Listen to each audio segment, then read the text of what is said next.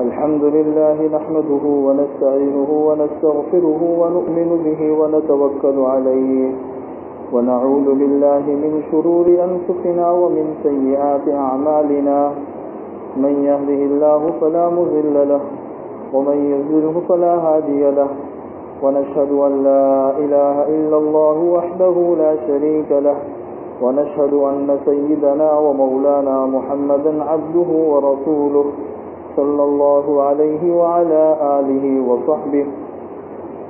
أعوذ بالله من الشيطان الرجيم. بسم الله الرحمن الرحيم. سبحان الذي أسرى بعبده ليلا من المسجد الحرام إلى المسجد الأقصى الذي باركنا حوله لنريه من آياتنا إنه هو السميع البصير.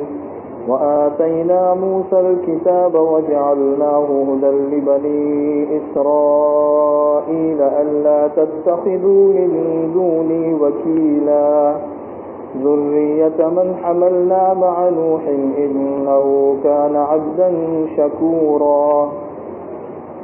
وقضينا إلى بني إسرائيل في الكتاب لتفسدن في الأرض مرتين ولتعلن علوا كبيرا فإذا جاء وعد أولاهما بعثنا عليكم عبادا لنا أولي بأس شديد فجاسوا خلال الديار وكان وعدا مفعولا.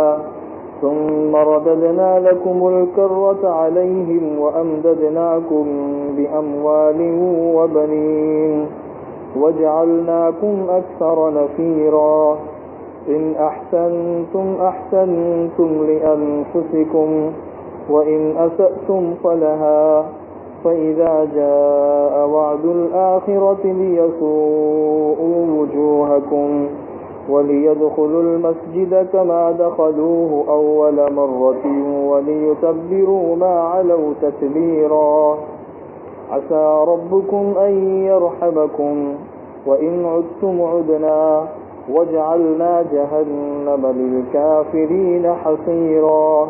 إن هذا القرآن يهدي للتي هي أقوم ويبشر المؤمنين الذين يعملون الصالحات أن لهم أجرا كبيرا وأن الذين لا يؤمنون بالآخرة أعتدنا لهم عذابا أليما.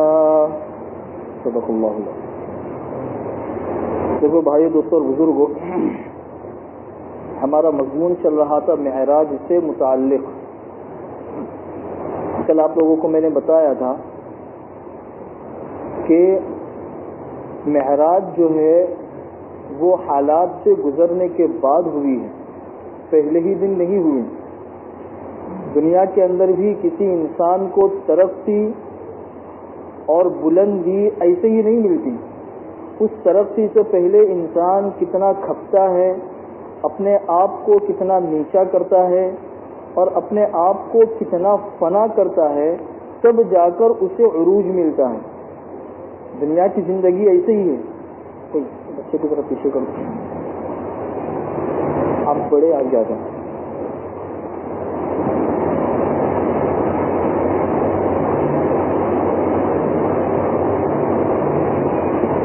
دنیا میں کسی بھی انسان کو ترقی ملتی ہے تو ترقی ایسے ہی نہیں ملتی. ترقی سے پہلے انسان بہت سے حالات سے گزرتا ہے، حالات سے گزرنے کے بعد پھر اسے ترقی ملتی ہے. ایک دانہ ہے، یہ دانہ اگر اچرائے اور بڑائی مارے اور وہ دانہ یہ کہے کہ میں تو زمین میں جا کر پھٹوں کیوں، میں تو زمین کے اوپر ہی اچھا ہوں، تو اس دانے سے کسی کو فائدہ نہیں ہوگا. وہ دانہ کچھ دنوں کے بعد ختم ہو جائے گا. لیکن اگر ایک دانہ زمین میں جانے کے لیے تیار ہو جائے تو وہ اپنی ذات کو تو فنا کر دیتا ہے، لیکن اسی دانے سے پھر آہستہ آہستہ درخت کونپل نکلتے ہیں اور یہی کونپل آہستہ آہستہ ہوتے ہوتے ایک تناور درخت بنتا ہے جو صدیوں تک بھی رہتا ہے، لوگوں کو فائدہ پہنچاتا ہے، پھل دیتا ہے، سایہ دیتا ہے، سب کچھ. تو اتنے سالوں تک، اتنی صدیوں تک ایک درخت سے جو فائدہ حاصل ہوا وہ اس ایک دانے کی قربانی کی وجہ سے. وہ دانہ اگر قربانی نہ دیتا تو اس درخت سے لوگوں کو اتنا زیادہ فائدہ نہ ہوتا. تو اسی طریقے سے دنیا میں ایک انسان ہے, وہ جب قربانیاں دیتا ہے تو پھر اللہ تبارک و تعالیٰ اس کو سایہ دار درخت بناتے ہیں. سایہ دار درخت. ایک بادشاہ کسی جگہ سے گزر رہا تھا تو بادشاہ نے دیکھا کہ ایک بڑے میاں ہے, وہ درخت لگا رہے ہیں, اور درخت لگا رہے ہیں آم کا درخت, یا کوئی ایسا پھل کا درخت ہوتا ہے کہ اگر دادا اسے لگائے تو پوتا اس کا پھل کھاتا ہے. بہت دیر سے اگتا ہے, بہت دیر سے پھر اس کے اوپر پھل آنے شروع ہوتے ہیں.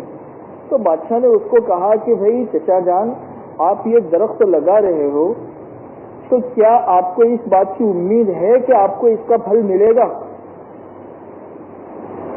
تو اس بوڑھے میاں نے کہا کہ بھائی امید نہیں, مجھے یقین ہے کہ مجھے نہیں ملے گا. تو بادشاہ نے کہا کہ بھائی جب تم کو پھل ملنے والا ہی نہیں ہے تو تم اس پھل کو لگانے میں محنت کیوں کرتے ہو؟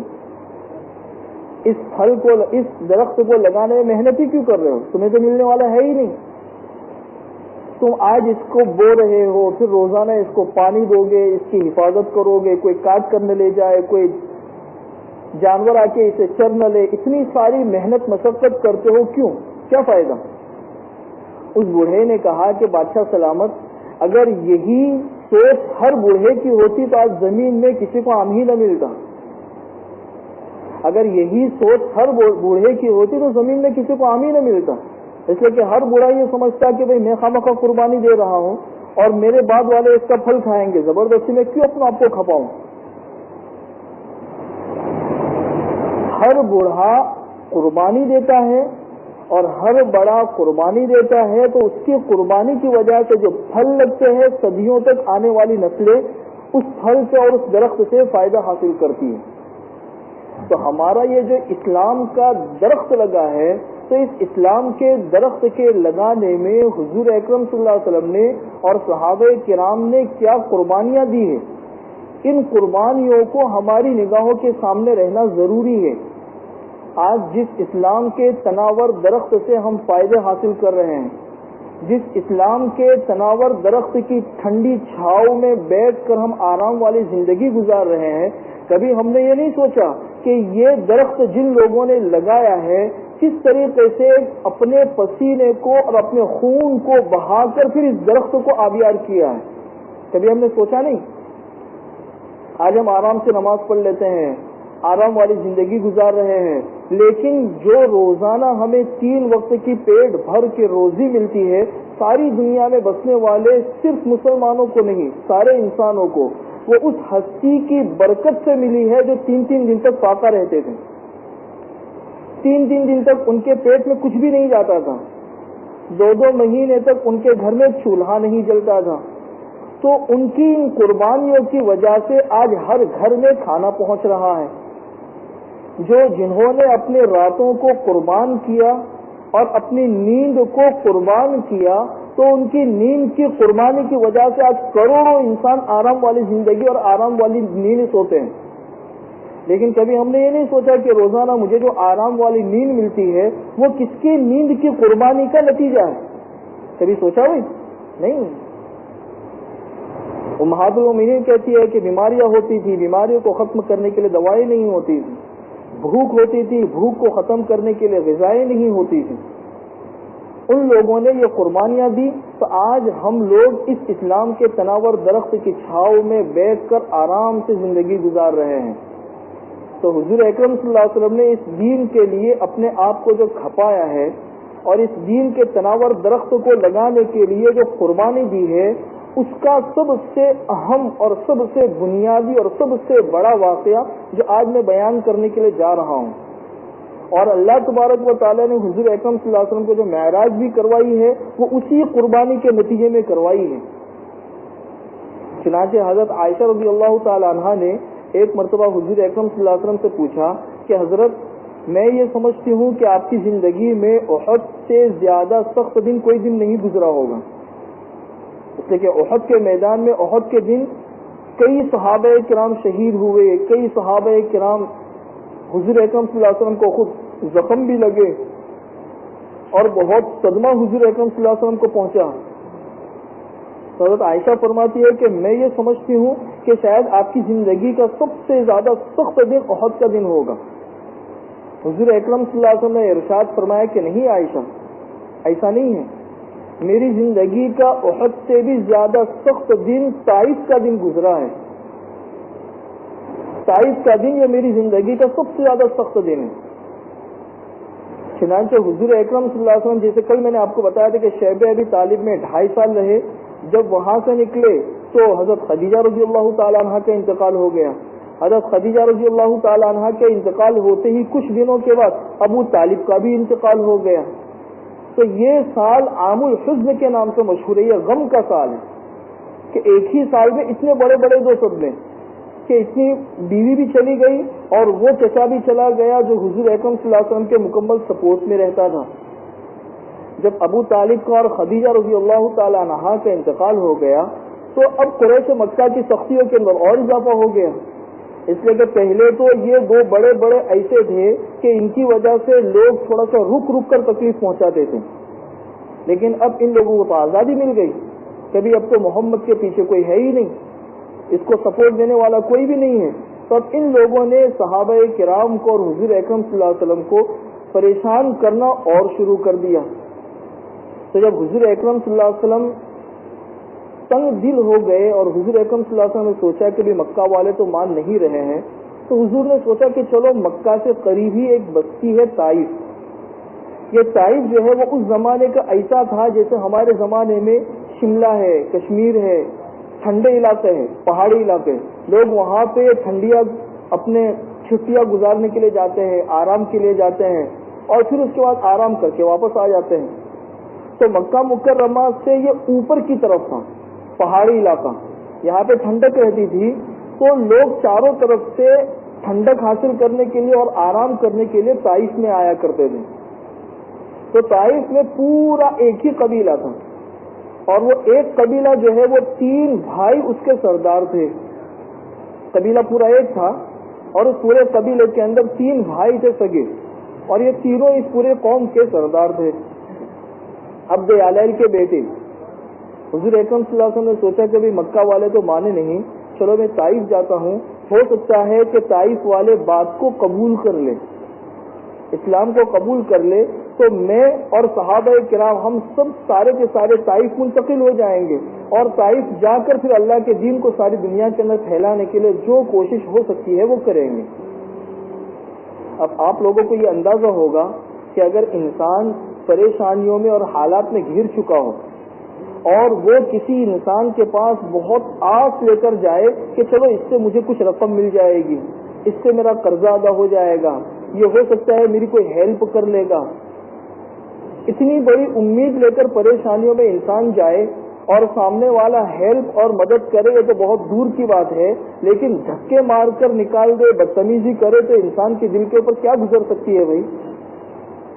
سوچ سکتے ہیں ہم کہ بھائی میں تو آیا ہوں اتنی امید لے کر، بھائی اگر تمہیں نہیں دینا تھا تو کم سے کم تکلیف بھی نہ پہنچاتے. تو یہ سوچ کر حضور اکرم صلی اللہ علیہ وسلم طائف گئے کہ ہو سکتا ہے کہ یہ لوگ مان جائے اور یہ پورا قبیلہ آ جائے ہاتھ میں، تو پھر میں اور صحابہ کرام ہجرت کر لیں گے طائف اور یہاں رہ کر اللہ کے دین، اللہ کی عبادت کریں گے. ایک امید لے کر گئے. اس وقت اگر کوئی انسان مکہ سے طائف جائے، جو لوگ مکہ سے طائف گئے ہیں بائی روڈ، ان لوگوں کو پتا ہے کہ کتنا اوپر چڑھنے کے بعد پھر طائف کا علاقہ آتا ہے، کتنا اوپر چڑھنے کے بعد پھر طائف کا علاقہ آتا ہے. اور وہ طائف کے جو پہاڑ ہیں وہ بھی بڑے بڑے پتھر. حضور اکرم صلی اللہ علیہ وسلم اس وقت میں زید بن حارثہ کو لے کر کس طریقے سے اوپر پہنچے ہوں گے، اللہ اکبر، کس طریقے سے پہنچے ہوں گے. خیر حضور اکرم صلی اللہ علیہ وسلم وہاں پہ پہنچے اور زید بن حارثہ حضور اکرم صلی اللہ علیہ وسلم کے ساتھ میں تھے. حضور اکرم صلی اللہ علیہ وسلم وہاں جاتے ہی جو عبد یالیل کے 3 بیٹے تھے سردار، تو تینوں کے پاس گئے، ایک کے دروازے پر گئے اور اس کے پاس جا کے اسلام کو پیش کیا اور اپنی بات کو رکھا کہ اسی طریقے سے ہم لوگ مکہ کے اندر ہیں اور میں یہ بات کہتا ہوں، میری قوم جو ہے اس نے بات نہیں مانی اور اس طریقے سے تکلیفیں پہنچاتی ہے، تو اگر تم بات قبول کر لو تو بہت اچھا رہے گا، اللہ تبارک و تعالیٰ تمہیں دنیا اور آخرت کی عزتیں دے گا۔ تو وہ جو تھا اس نے حضور اکرم صلی اللہ علیہ وسلم کو یہ کہا کہ ارے مکہ مکرمہ میں اللہ تبارک و تعالیٰ کو آپ کے علاوہ کوئی ملا ہی نہیں جس کو نبی بناتے۔ اتنی تیر، جیسے کہتے ہیں نا کہ انسان کے زبان سے نکلنے والے جو بول ہوتے ہیں یہ اتنے خطرناک ہوتے ہیں کہ انسان کے دل کو چیر کر رکھ دیتے ہیں۔ اتنا سخت جملہ اس نے کہا، حضور اکرم صلی اللہ علیہ وسلم بہت افسردہ ہو گئے، دوسرے بھائی کے پاس گئے تو دوسرے بھائی نے بھی ایسے ہی کچھ سخت الفاظ کہے، تیسرے بھائی کے پاس گئے، اس نے بھی حضور اکرم صلی اللہ علیہ وسلم کو اسی طرح کے سخت الفاظ کہے۔ چلو اگر سخت الفاظ کہہ لیتے تو بھی کوئی بات تھی، لیکن ان لوگوں نے یہ کیا کہ حضور اکرم صلی اللہ علیہ وسلم کو پریشان کرنا شروع کیا۔ ایک تاریخ کی کتاب میں لکھا ہے کہ حضور اکرم صلی اللہ علیہ وسلم طائف میں 11 دن تک رہے، 11 دن تک، اور 11 دن تک الگ الگ لوگوں کو جا کے سمجھاتے رہے۔ لیکن جب ان لوگوں نے دیکھ لیا کہ بھئی یہ محمد ہے، یہ اسلام کی دعوت دے رہا ہے، تو ان لوگوں نے وہاں کے اوباش لڑکوں کو حضور اکرم صلی اللہ علیہ وسلم کے پیچھے لگا لیا۔ پہلے تو سخت سست کہا، برا بھلا کہا، سب کچھ کہا، پھر اس کے بعد حضور اکرم صلی اللہ علیہ وسلم کے پیچھے وہاں کے اوباش لڑکوں کو لگا لیا کہ جاؤ ان کو پتھر مارو، اور پتھر مارتے مارتے طائف سے باہر تک چھوڑ کر آؤ، طائف کے اندر یہ رہنے نہیں چاہیے۔ چنانچہ ان لوگوں نے حضور اکرم صلی اللہ علیہ وسلم کا پیچھا کیا، اور چھوٹے بچے ہیں اور اوباش لڑکے ہیں، کوئی گالی دے رہا ہے، کوئی دھکا دے رہا ہے، کوئی پتھر مار رہا ہے، کوئی ہاتھ مار رہا ہے۔ آج ہم ایک معمولی سے انسان ہیں، اگر کوئی ہمیں تیز آواز سے بات بھی کر لیتا ہے تو انسان کی طبیعت کے اوپر کتنا بار گزرتا ہے، کتنا بار گزرتا ہے۔ اور یہاں وہ ہستی کہ اللہ کے بعد ساری مخلوقات میں اس سے بڑا درجہ کسی کا بھی نہیں، ساری مخلوقات میں اللہ کے علاوہ ان سے بڑا درجہ کسی کا بھی نہیں۔ اللہ تبارک و تعالیٰ نے ان کے صدقے میں آسمان اور زمین کو وجود بخشا، ایسی ہستی کے ساتھ یہ برتاؤ، اللہ اکبر۔ اللہ تبارک و تعالیٰ کی رحمت کو جوش آ گیا، اللہ تبارک و تعالیٰ کی رحمت کو جوش آ گیا۔ اللہ تبارک و تعالیٰ نے کہا کہ دیکھو دنیا والو، تم میرے نبی کو نکال رہے ہو، زمین کے دروازے اس کے اوپر بند کر رہے ہو، میں آسمان کے دروازے اس کے لیے کھولنے والا ہوں۔ تم لوگ زمین کے دروازے اس کے اوپر بند کر رہے ہو، میں آسمان کے دروازے اس کے لیے کھولوں گا۔ تم نے اسے ذلیل کیا، میں اسے عزت دوں گا۔ تم نے اس کو بے وقات کیا، میں اس کو رفعت دوں گا۔ اللہ تبارک و تعالیٰ نے فیصلہ کر لیا۔ چنانچہ یہ اوباش جو لڑکے تھے یہ حضور اکرم صلی اللہ علیہ وسلم کو مارتے رہے، اور حضور اکرم صلی اللہ علیہ وسلم چلتے رہے۔ آج بھی طائف میں وہ جگہ آج بھی موجود ہے کہ جس راستے سے حضور اکرم صلی اللہ علیہ وسلم گزرے تھے اور ان لوگوں نے حضور اکرم صلی اللہ علیہ وسلم کو پتھر مارے تھے، آج بھی چاروں دونوں طرف اس کی لائنیں کی ہوئی اس راستے کے اوپر۔ خیر اس طریقے سے ہوتے ہوتے وہ لوگ پتھر مار رہے ہیں، حضور اکرم صلی اللہ علیہ وسلم چل رہے ہیں، چلتے چلتے جب حضور اکرم صلی اللہ علیہ وسلم طائف سے باہر نکلے، اور جب ان لوگوں کو اطمینان ہو گیا کہ اب یہ طائف سے باہر نکل گئے ہیں، تو پھر یہ سارے کے سارے واپس چلے گئے۔ حضرت زید بن حارثہ رضی اللہ تعالیٰ عنہ ارشاد فرماتے ہیں کہ حضور اکرم صلی اللہ علیہ وسلم کے جسم سے اتنا خون نکلا کہ حضور اکرم صلی اللہ علیہ وسلم نے جوتیاں پہنی ہوئی تھی، وہ خون چلتے چلتے جوتیوں کے اندر بھر گیا اور جوتیوں کے اندر سے باہر نکلنے لگا۔ جوتیاں جو تھی وہ بھی خون سے آلود ہو گئی، اور جوتیوں کے اندر سے خون جو ہے وہ باہر نکلنے لگا۔ اس طریقے سے حضور اکرم صلی اللہ علیہ وسلم چلتے رہے۔ جب اطمینان ہو گیا کہ یہ لوگ سب دور جا چکے ہیں اور اب کوئی پیچھے آئے گا نہیں، تو ایک درخت کی چھاؤں تھی، اس درخت کی چھاؤں میں آرام کرنے کے لیے حضور اکرم صلی اللہ علیہ وسلم بیٹھ گئے۔ حضرت زید بن حارثہ بھی حضور اکرم صلی اللہ علیہ وسلم کے ساتھ میں تھے۔ جب حضور اکرم صلی اللہ علیہ وسلم یہاں پہ آرام کرنے کے لیے بیٹھے تو دل جو ہے وہ ٹوٹا ہوا تھا،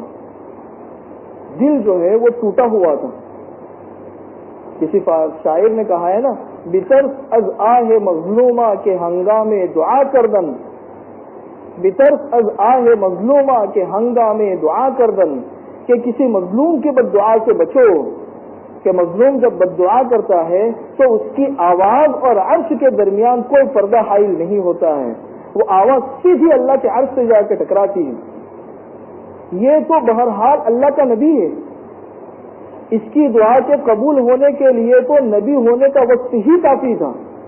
یہ اللہ کا نبی ہے، یہ تو ہاتھ اٹھائے فوراً اللہ تبارک و تعالیٰ کی طرف سے مدد آ جائے، لیکن نبی ہونے کے ساتھ ساتھ میں یہ تو مظلوم بھی بن گیا، نبی ہونے کے ساتھ ساتھ میں یہ تو مظلوم بھی بن گیا، مظلوم ہونے کے ساتھ ساتھ میں یہ پردیش بھی ہے۔ بھئی مسافر کی دعا بھی قبول ہوتی ہے، مظلوم کی دعا بھی قبول ہوتی ہے، نبی کی دعا بھی قبول ہوتی ہے، 3-4 اوصاف ایک ساتھ میں جمع ہو گئے۔ حضور اکرم صلی اللہ علیہ وسلم کھڑے ہو گئے نماز پڑھنے کے لیے۔ کسی نے کہا ہے نا، پتھر سے نہ مارو میرے دیوانے کو، پتھر سے نہ مارو میرے دیوانے کو۔ حضور اکرم صلی اللہ علیہ وسلم نماز پڑھنے کے لیے کھڑے ہو گئے، 2 رکعت نماز پڑھی، اور 2 رکعت نماز پڑھنے کے بعد حضور اکرم صلی اللہ علیہ وسلم نے دعا کی، اللہ اکبر۔ یہ دعا آج بھی حدیث کے ذخیروں میں موجود ہے، اور عبدیت سے بھری ہوئی اور مظلومیت میں ڈوبی ہوئی ہے جو دعا یہ الفاظ ہے، اس کے ایک ایک جملے کے اندر، ایک ایک جملے میں اللہ نے وہ تاثیر اور درد رکھا ہے کہ جو لوگ عربی جانتے ہیں ان لوگوں کو پتا ہے۔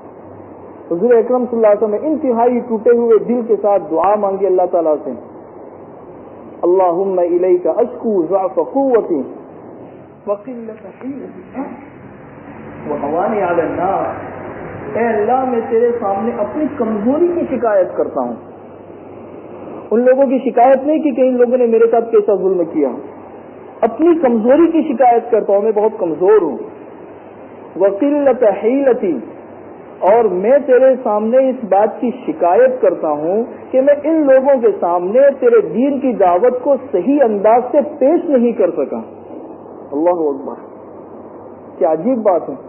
وقلت حیلتی وہوانی علی الناس، اور اے اللہ میں لوگوں کے اوپر کمتر ہونے کی اور ذلیل ہونے کی شکایت کرتا ہوں، ان لوگوں نے میرے ساتھ میں کیسا سلوک کیا۔ اللہم الیک اشکو ضعف قوتی وقلت حیلتی وہوانی علی الناس یا ارحم الراحمین۔ اے اللہ، تو سارے رحم کرنے والوں میں سب سے زیادہ رحم کرنے والا ہے۔ یا رب المستضعفین، اے کمزوروں کے رب، الی من تکلنی، حضور نے ارشاد فرمایا الی من تکلنی، اے اللہ تو مجھے کس کے حوالے کر رہا ہے، ایک محبت کے انداز میں، اے اللہ تو مجھے کس کے حوالے کر رہا ہے۔ الی عدو ملکتہ امری، کیا آپ مجھے حوالے کر رہے ہیں کسی ایسے دشمن کے کہ میرا سارا معاملہ آپ نے ان کے سپرد کر دیا ہے۔ ام الی بعید یتجہمنی، یا آپ نے مجھے حوالے کر دیا ہے ایسے انسان کے جو مجھے دیکھ کر اپنا منہ بگاڑتا ہے۔ ہوتا ہے نا کہ انسان کسی سے بات کرنے جائے وہ منہ پھیر دے، بات کرنے جائے وہ منہ بگاڑ دے، بات کرنے جائے وہ صحیح سے بات نہ کرے۔ حضور نے ارشاد فرمایا کہ اللہ تو مجھے کس کے حوالے کر رہا ہے، ایسے دشمن کے کہ آپ نے میرا سارا معاملہ اس کے سپرد کر دیا ہے، یا ایسے انسان کے جو مجھے دیکھ کر اپنا چہرہ بگاڑتا ہے۔ ام الی بعید یتجہمنی، پھر حضور نے ارشاد فرمایا ان لم تکن بک علی غضب فلا ابالی، اے اللہ اگر تو مجھ سے ناراض نہیں ہے تو مجھے ان لوگوں کی اس مار کی کوئی پرواہ نہیں ہے، اگر تو ناراض نہیں تو اس چیز کی مجھے کوئی پرواہ نہیں۔ غیر ان عافیتک ہی اوسع لی، لیکن آپ کی عافیت میرے لیے بہتر ہے، آپ مجھے عافیت میں رکھیں۔ پھر حضور نے ارشاد فرمایا اعوذ بنور وجهک الذی اشرقت له السماوات وصلح علیہ امر الدنیا والآخرہ من ان تنزل بغضبک او یحل علی سخطک۔ اے اللہ، میں تیرے چہرے کے اس نور کے طفیل تیرے سے دعا مانگتا ہوں، میں تیرے چہرے کے اس نور کے طفیل کہ جس نور کی وجہ سے آسمان اور زمین کی ساری اندھیریاں چھٹ گئی، آسمان اور زمین کے سارے کام حل ہونے شروع ہو گئے، تیرے چہرے کے اس نور کے طفیل تیری پناہ مانگتا ہوں۔ کس بات سے؟ اس بات سے کہ تو مجھ سے ناراض ہو یا تو اپنی ناراضگی مجھ پر اتارے، میں تیری پناہ مانگتا ہوں. لکل عتبہ حتی ترضى ولا حول ولا قوت الا بک. پھر حضور نے ارشاد فرمایا محبت کے انداز میں، اے اللہ جب تک تو ناراض رہے گا تب تک میں تجھے مناتا رہوں گا.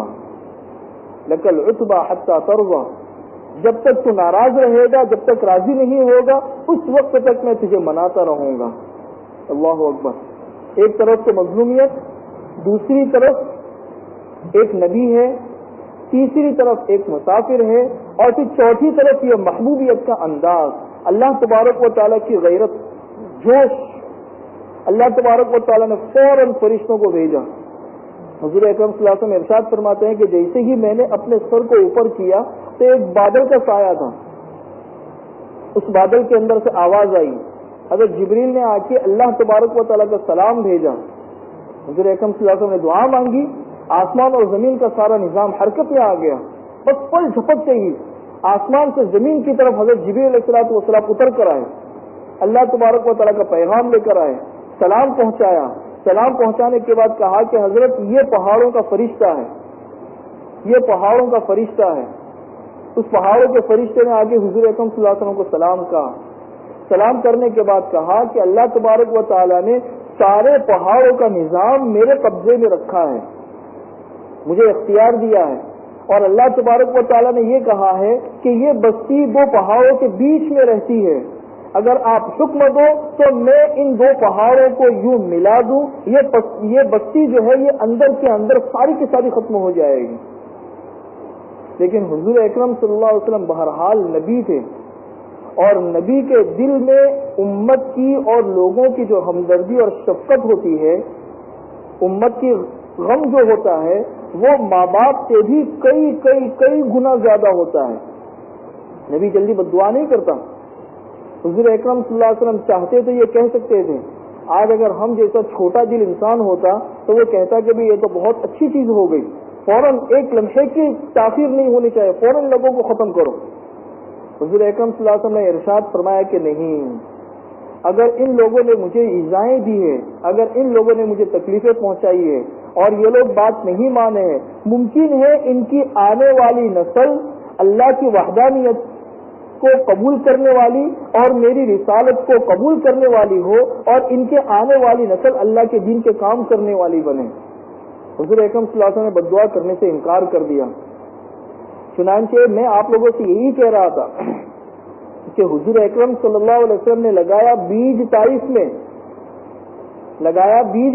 میں، اور ان طائف والوں کے لیے حضور اکرم صلی اللہ علیہ وسلم نے بد دعا نہیں کی، معاف کر دیا ان لوگوں کو. اللہ تبارک و تعالیٰ نے ان طائف والوں کو بعد میں اسلام کی دولت سے نوازا. چنانچہ حضور اکرم صلی اللہ علیہ وسلم کی زندگی وصال سے پہلے یہ لوگ آ کے مسلمان ہوئے، اور ان کی ہی نسل کے اندر ایک وہ نوجوان پیدا ہوا جسے آج دنیا محمد بن قاسم کے نام سے یاد کرتی ہے، جو سب سے پہلے سندھ میں اسلام کو لے کر آئے، اور ان پورے علاقوں کے اندر اسلام کو پھیلنے کا سبب وہی نوجوان بنا جو 16 سال کی عمر میں جماعت لے کر آئے تھے. 16 سال کی عمر میں تو حضور اکرم صلی اللہ علیہ وسلم نے بیج لگایا طائف میں، اور وہ بیج کا تناور درخت آج اس تناور درخت کی چھاؤں میں اور سائے میں بیٹھ کر ہم اسلام والی زندگی گزار رہے ہیں. کبھی ہم نے سوچا؟ یہ ہے حضور اکرم صلی اللہ علیہ وسلم کی وہ قربانی. تو حضور اکرم صلی اللہ علیہ وسلم نے بد دعا کرنے سے انکار کر دیا.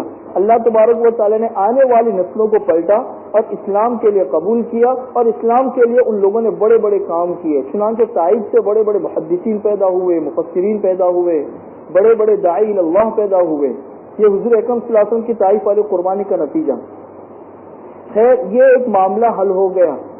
حضور اکرم صلی اللہ علیہ وسلم بیٹھے ہوئے تھے، تو ظاہر سی بات ہے ایک انسان اگر اس کے دل میں واقعی انسانیت ہو تو وہ مذہب اور مسلک سے اوپر بڑھ کے اس کے دل میں ہمدردی ضرور ہوتی ہے، اور انسانیت کے ناطے اس کے دل کے اندر ضرور ہمدردی کے جذبات پیدا ہوتے ہیں. عتبہ اور شیبہ کا وہاں پہ باغ تھا انگور کا. یہ عتبہ اور شیبہ جو تھے یہ مکہ مکرمہ کے سرداروں میں کے ایک سردار تھے، 2 بھائی، اور ان لوگوں نے بھی حضور کو بہت تکلیفیں پہنچائی ہیں. چنانچہ عتبہ اور شیبہ جو ہے وہ دور سے حضور اکرم صلی اللہ علیہ وسلم کا منظر دیکھ رہے تھے. باغ میں بیٹھے بیٹھے دور سے منظر دیکھ رہے تھے کہ اس طرح محمد بیٹھے ہوئے ہیں، محمد کے ساتھ ایک ساتھی اور بھی ہے، اور جسم سے خون نکل رہا ہے اور وہ رو رہے ہیں۔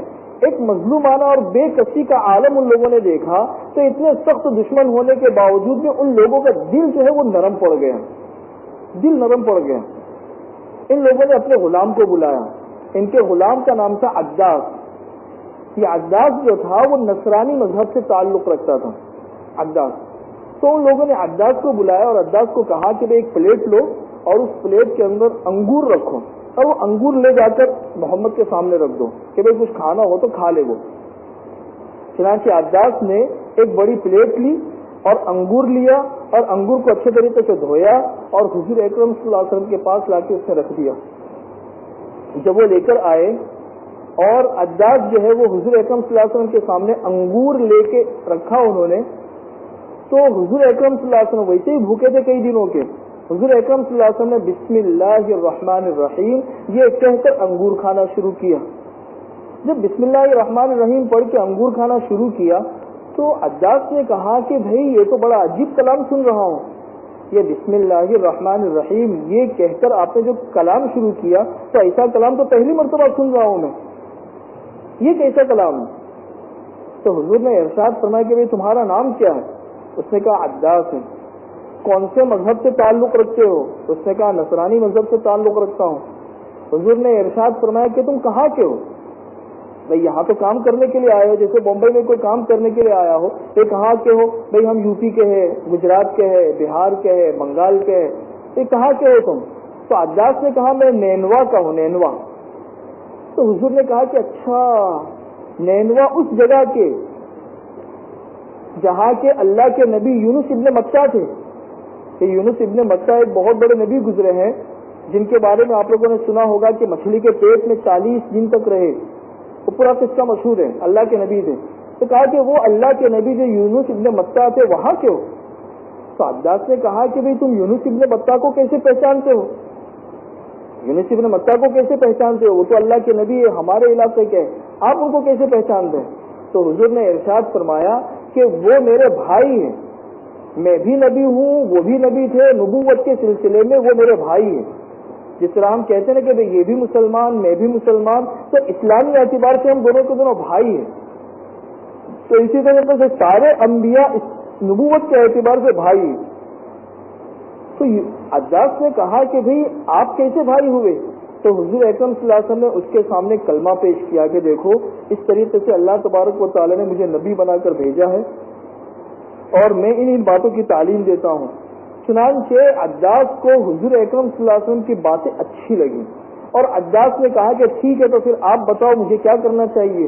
حضور نے کہا کہ تم کلمہ پڑھ لو، لا الہ الا اللہ محمد الرسول اللہ۔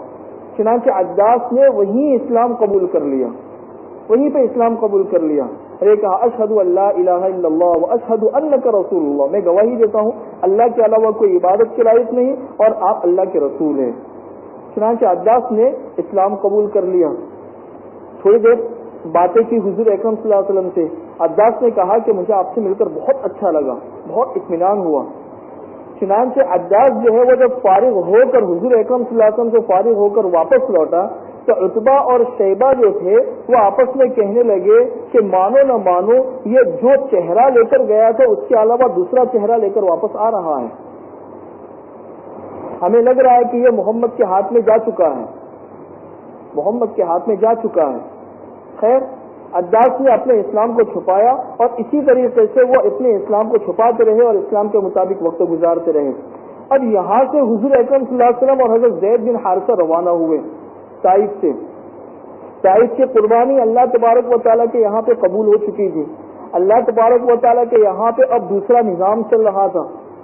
حضور اکرم صلی اللہ علیہ وسلم جب یہاں سے روانہ ہوئے تو درمیان میں ایک جگہ آتی ہے مقام نخلا، جو آج ہی موجود ہے، تو مقام نخلا میں کچھ دن تک حضور نے قیام کیا، اس لیے کہ حضور اکرم صلی اللہ علیہ وسلم جب مکہ سے باہر آئے تھے تو مشرکین کی سخت ایذاؤں کی وجہ سے باہر آئے تھے۔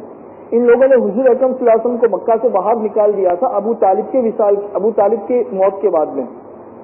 تب مقام نخلا میں حضور اکرم صلی اللہ علیہ وسلم نے کچھ دن قیام کیا، یہاں جب قیام کیا تو یہاں کے قیام کے دوران ایک دوسرا واقعہ یہ پیش آیا کہ حضور اکرم صلی اللہ علیہ وسلم ایک مرتبہ تہجد کی نماز پڑھ رہے تھے اور تہجد کی نماز کے دوران قرآن کریم پڑھ رہے تھے. ایک تو تہجد کی نماز ہو اور انسان قرآن کریم پڑھ رہا ہو، اس کا لطف ہی کچھ عجیب ہوتا ہے، اس کا لطف ہی کچھ عجیب ہوتا ہے. چاروں طرف سناٹا ہو، اندھیرا ہو اور انسان قرآن کریم کی تلاوت نماز میں بلند آواز سے کر رہا ہو تو اس کا مزہ ہی کچھ اور ہوتا ہے. اللہ نے قرآن کریم میں ارشاد فرمایا ہے نا، وَمِنَ اللَّيْلِ فَتَهَجَّدْ بِهِ نَافِلَةً لَكَ عَسَىٰ أَن يَبْعَثَكَ رَبُّكَ مَقَامًا مَحْمُودًا إِنَّ قُرْآنَ الْفَجْرِ كَانَ مَشْهُودًا. کہ صبح کے وقت میں جو قرآن کریم پڑھا جاتا ہے فرشتے اس وقت میں حاضر ہوتے ہیں، اس وقت میں قرآن کریم پڑھا کرو. حضرت مولانا الیاس صاحب رحمۃ اللہ علیہ فرمایا کرتے تھے کہ میں نے اللہ تبارک و تعالیٰ کے قریب ہونے والے راستوں میں سب سے زیادہ نزدیکی جو راستہ دیکھا ہے وہ تہجد کے وقت میں قرآن کریم کی تلاوت میں دیکھا ہے. تہجد کے وقت میں قرآن کریم کی تلاوت. امام احمد بن حنبل رحمۃ اللہ علیہ ان کے بارے میں کتابوں میں آتا ہے کہ 99 مرتبہ اللہ تبارک و تعالیٰ کی زیارت ہوئی، خواب میں، بیداری میں نہیں، خواب میں 99 مرتبہ. تو امام احمد بن حنبل رحمۃ اللہ علیہ نے اللہ تعالیٰ سے پوچھا کہ اللہ آپ سے قریب ہونا ہو تو سب سے زیادہ نزدیکی راستہ کون سا ہے؟ اللہ تعالیٰ نے ارشاد فرمایا کہ وہ چیز جو میری ذات سے نکلی ہے، یعنی قرآن کریم، وہ چیز جو میری ذات سے نکلی ہے اس کو تھام لو، یہ مجھ سے قریب ہونے کا سب سے زیادہ آسان راستہ ہے. حضور اکرم صلی اللہ علیہ وسلم تہجد کی نماز میں قرآن کریم پڑھ رہے تھے تو وہاں سے نصیبین کے 7 جن گزر رہے تھے، 7 جنات نصیبین کے. اس وقت میں جناتوں کے درمیان یہ مشورہ ہوا تھا کہ پہلے تو آسمانوں پر ہم آرام سے چلے جاتے تھے اور آسمانوں کی باتیں لا کر زمین کے لوگوں کو بتا دیتے تھے اور لوگوں کو گمراہ کرتے تھے. اب آسمان پر جانے کے راستے بند کیوں ہو چکے ہیں، اس کی تحقیق کرو. اس لیے کہ آج تک تو ہم آسمان پہ جاتے تھے، فرشتوں کی آوازیں سنتے تھے، ان کے مشورے سنتے تھے، آسمان کے دروازے ہمارے لیے کھلے ہوئے تھے، بہت آسانی سے ہم چلے جاتے تھے، باتیں لے کر آ جاتے تھے. اب تو راستے ہی بند ہو چکے ہیں. مانو نہ مانو دنیا کے اندر کوئی عجیب و غریب معاملہ پیش آیا ہے. چنانچہ جنات نے مشورہ کر کے کئی ساری جماعتیں بنائی اور ساری دنیا کے اندر بھیج دی کہ جاؤ تم لوگ جا کے تحقیق کر کے آؤ کہ معاملہ کچھ پیش آیا ہے کہ نہیں آیا ہے. تو وہ جو جناتوں کی جماعتیں گزری تو اس میں سے نصیبین کے 7 جن تھے، ان کی جماعت یہاں سے گزر رہی تھی اور حضور اکرم صلی اللہ علیہ وسلم قرآن کریم پڑھ رہے تھے. تو جب ان لوگوں کی کان تک قرآن کریم کی آواز پہنچی تو وہ لوگ ٹھہر گئے، رک گئے وہ لوگ، اس لیے کہ ان لوگوں نے حضرت عیسیٰ علیہ السلام کی تعلیمات اور زبور کو بھی پڑھا تھا، حضرت موسیٰ علیہ السلام کی تعلیمات اور تورات کو بھی پڑھا تھا.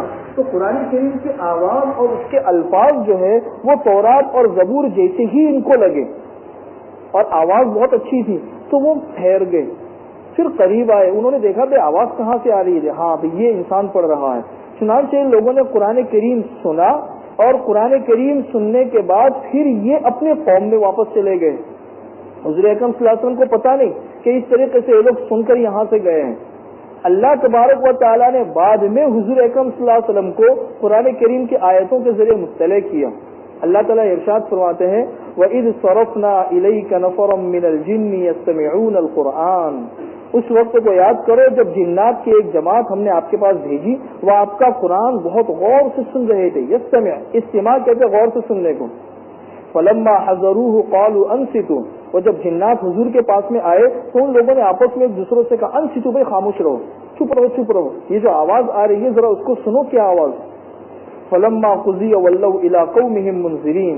جب نماز سے حضور فارغ ہو گئے تو یہ اپنے قوم کے پاس گئے اور اپنے قوم کے پاس جا کے ان لوگوں نے کہا یا قومنا انا سمعنا کتابا انزل من بعد موسیٰ. ارے لوگوں، تم نے ہمیں تحقیق کرنے کے لیے بھیجا تھا نا، تحقیق کرنے کے لیے بھیجا تھا. دیکھو ہم ایک ایسی کتاب سن کر آئے ہیں جو موسیٰ کے بعد دنیا میں اتاری گئی ہے. ایسی کتاب جو آسمان سے موسیٰ کے بعد زمین میں اتاری گئی ہے. مصدقا لما بین یدیہ. اور وہ کتاب ایسی ہے جو اپنے سے پہلے کسی کتاب کا انکار نہیں کرتی، تصدیق کرتی ہے. آج ہوتا یہ ہے نا کہ انسان آیا تو اپنے سے پہلے والوں کو بھول گیا، بھئی وہ سب کچھ بھی نہیں تھے، آپ میری مانو. اس کے بعد والے آئے تو بعد والوں نے پہلے والوں کو کاٹ دیا کہ پہلے والے کچھ بھی نہیں تھے، ہماری بات مانو. بھئی دنیا کا نظام تو اسی طرح چلتا ہے نا کہ ہر بعد والا اپنے پہلے والے کی کاٹ کرتا ہے، چلو بھائی اس کو بھول جاؤ، اب میری بات مانو، اب میں ہوں. لیکن اللہ تبارک و تعالیٰ نے دین کا نظام ایسا بنایا ہے کہ بھئی اسلام کے آنے کے بعد پہلے کی ساری شریعتیں ختم ہو چکی ہیں. اب اگر نجات ہے تو صرف محمد صلی اللہ علیہ وسلم کی اتباع کے اندر ہی نجات ہے. لیکن محمد سے پہلے جتنے انبیاء آئے ہیں سب اللہ کے نبی تھے. قرآن سے پہلے جتنی کتابیں اللہ نے نازل کی تھی ساری اللہ کی اتاری ہوئی کتابیں تھی.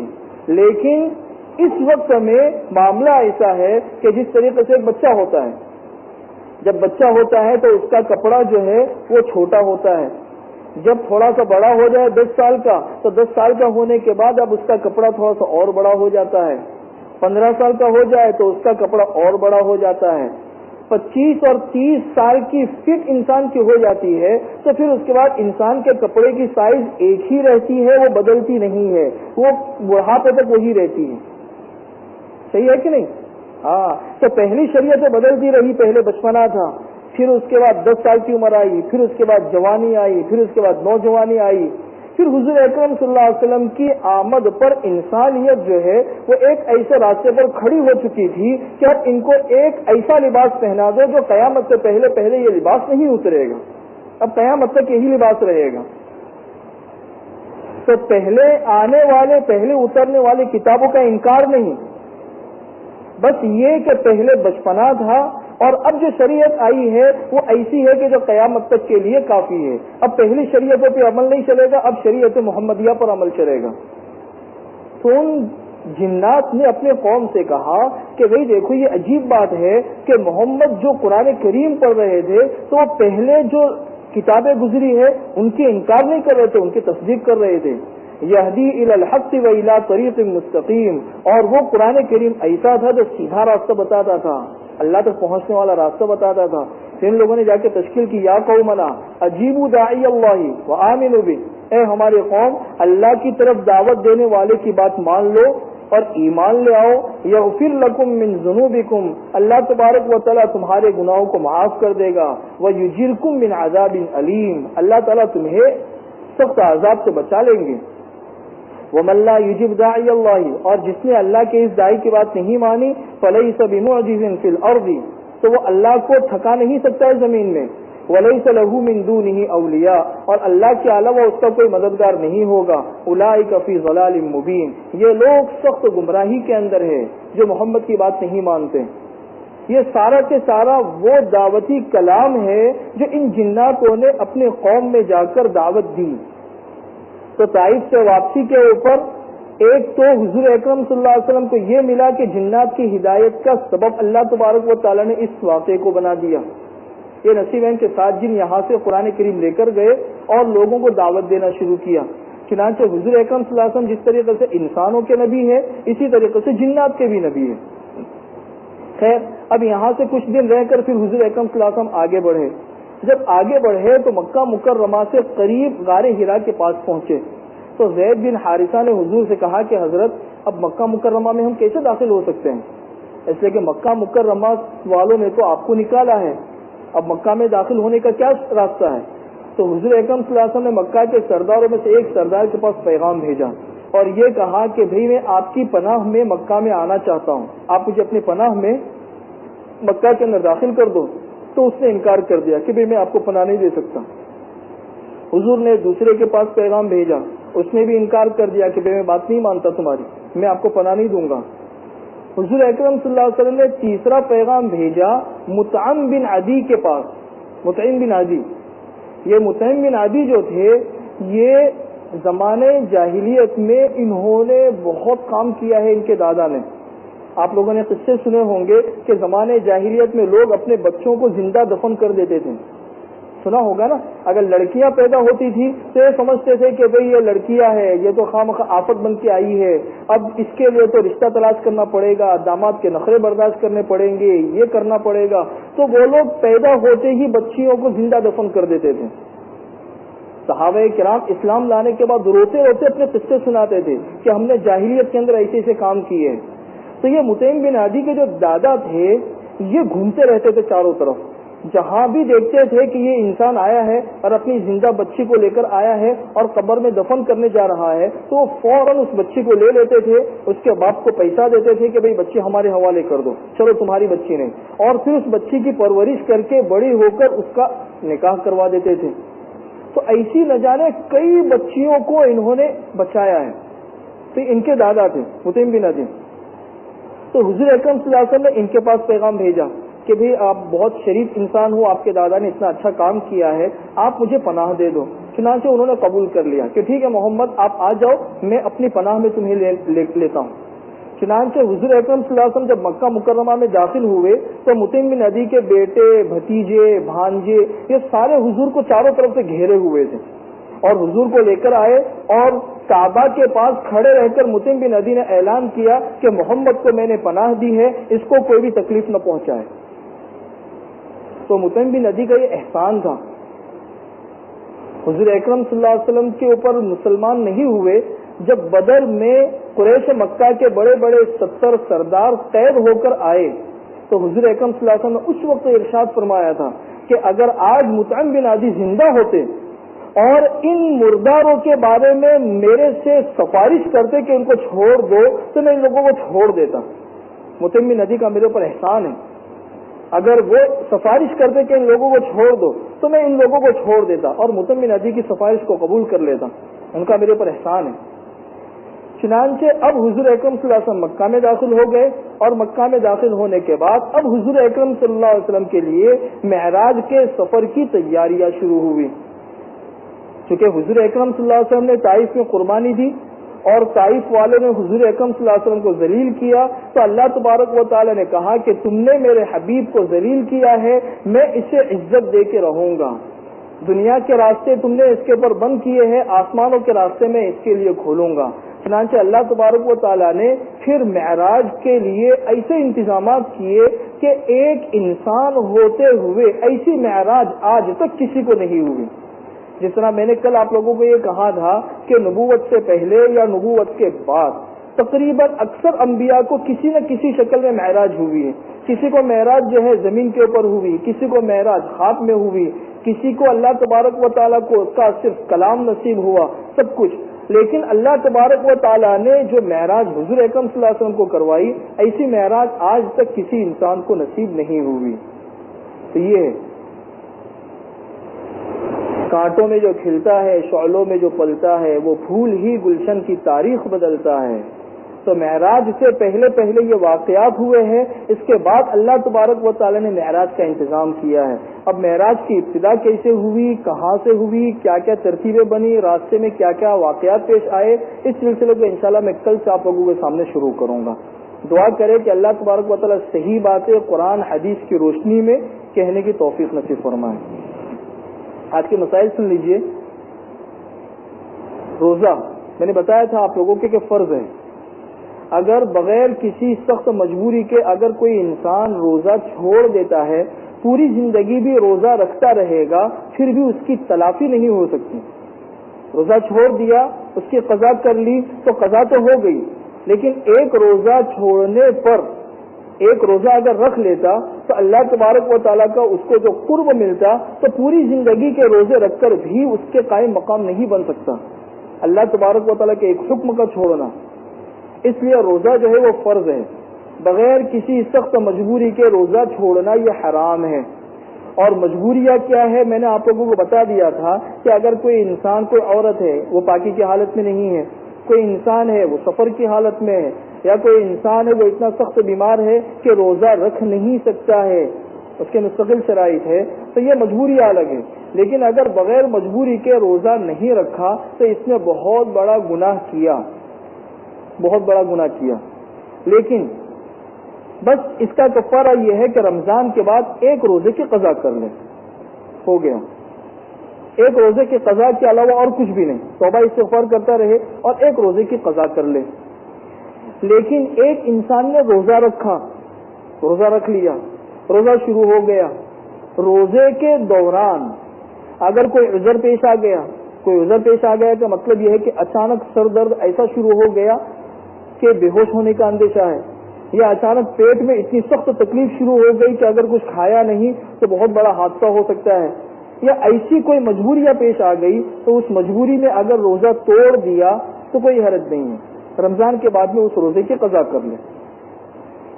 لیکن اگر کسی نے روزہ رکھا اور روزہ رکھنے کے بعد بغیر کسی مجبوری کے اس نے توڑ دیا، کوئی مجبوری نہیں تھی اور بغیر مجبوری کے اس نے توڑ دیا، اب توڑنے کی دو شکلیں ہیں۔ ایک شکل تو یہ ہے کہ اس کو روزہ پتہ ہی نہیں تھا کہ میرا روزہ ہے، اور بغیر دھیان کے اس کو پتہ ہی نہیں تھا، پانی پی لیا۔ اب پانی پی لیا تو گھر والوں نے کہا ارے تیرا تو روزہ تھا، ارے میں بھول گیا، چلو ٹھیک ہے اس کا روزہ نہیں ٹوٹا۔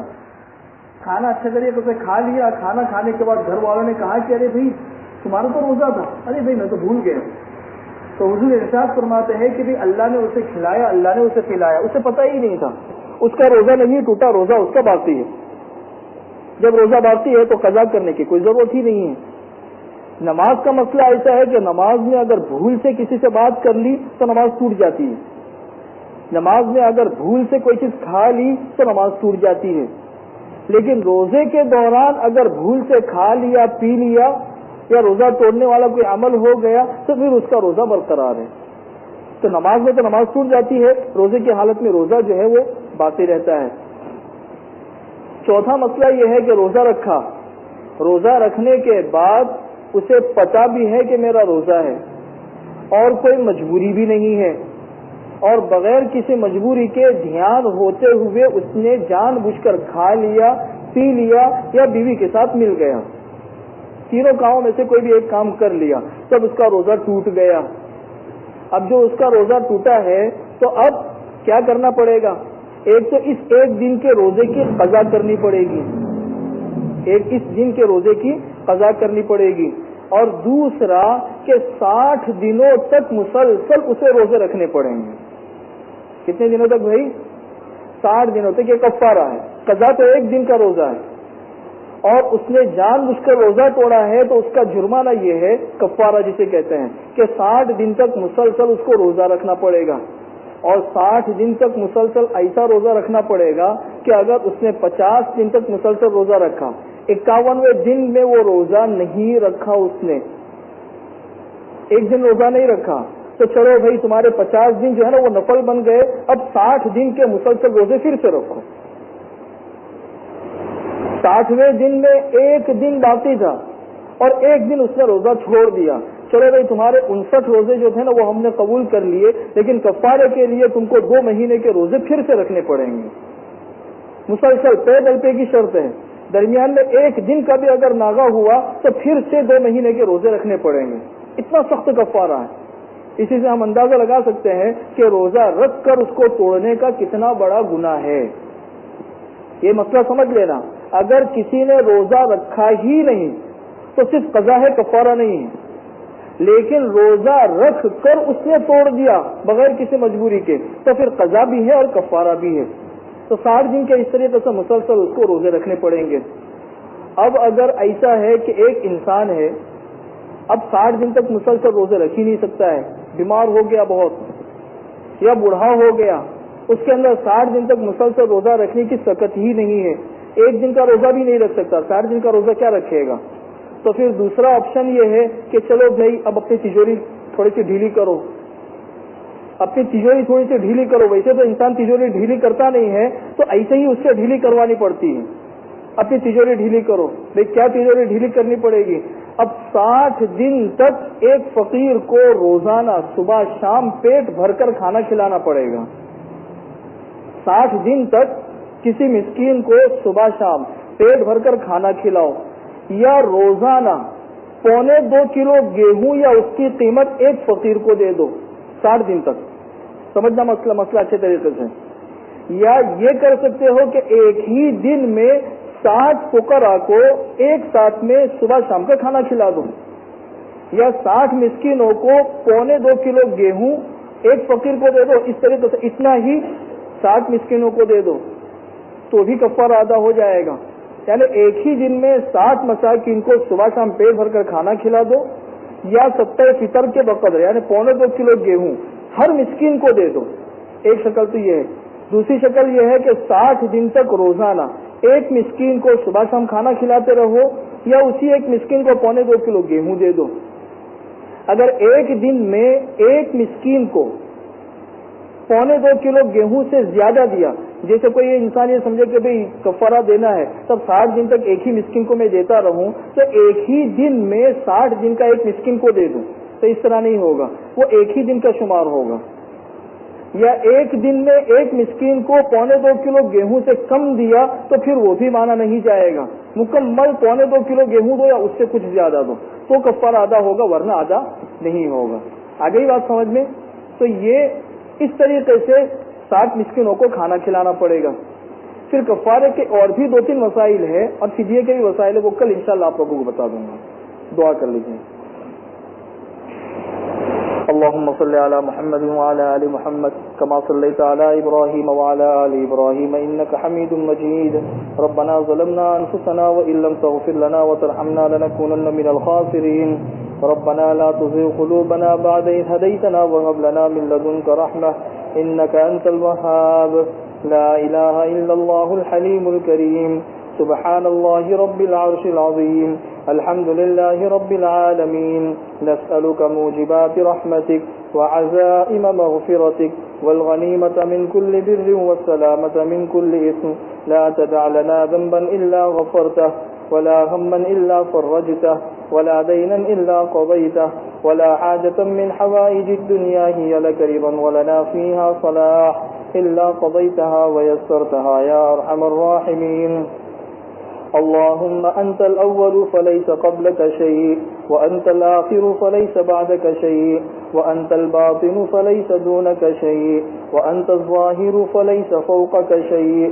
اقض عنا الدين وأغننا من الفقر.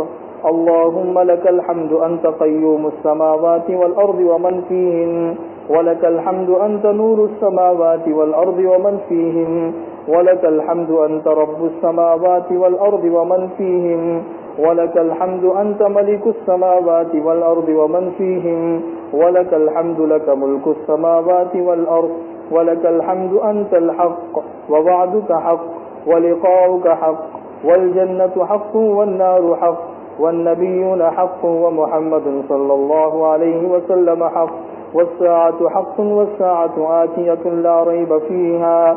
اللهم لك أسلمنا وبك آمنا وعليك توكلنا وإليك أنبنا وبك خاصمنا وإليك حاكمنا. فاغفر لنا ما قدمنا وما أخرنا وما أسررنا وما أعلنا وما أنت أعلم به منا. أنت المقدم وأنت المؤخر لا إله إلا أنت. اللهم زدنا ولا تنقصنا وأكرمنا ولا تهنا وأعطنا ولا تحرمنا وآثرنا ولا تؤثر علينا وآثرنا ولا تؤثر علينا وآثرنا ولا تؤثر علينا. اللهم أصلح لنا ديننا الذي هو عصمة أمرنا وأصلح لنا دنيانا التي فيها معاشنا وأصلح لنا آخرتنا التي إليها معادنا واجعل الحياة زيادة لنا في كل خير واجعل الموت راحة لنا من كل شر. اللهم أحسن عاقبتنا في الأمور كلها وأجرنا من خزي الدنيا وعذاب الآخرة. اللهم إنا نسألك من خير ما سألك منه عبدك ونبيك سيدنا محمد صلى الله عليه وسلم ونعوذ بك من شر ما استعاذك منه عبدك ونبيك سيدنا محمد صلى الله عليه وسلم. أنت المستعان وعليك البلاغ ولا حول ولا قوة إلا بالله العلي العظيم. سبحان ربك رب العزة عما يصفون وسلام على المرسلين والحمد لله رب العالمين.